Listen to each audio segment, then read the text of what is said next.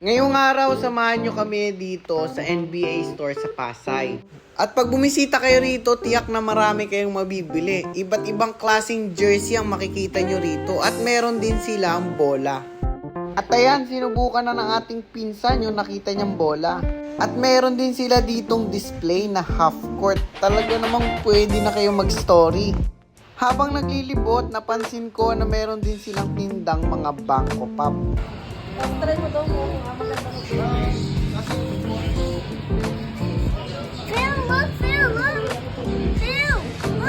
Plus, meron din silang mga sapatos.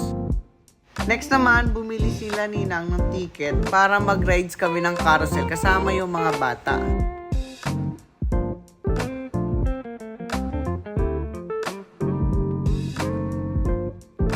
Next naman natin puntahan yung binok ni Ninang sa trip.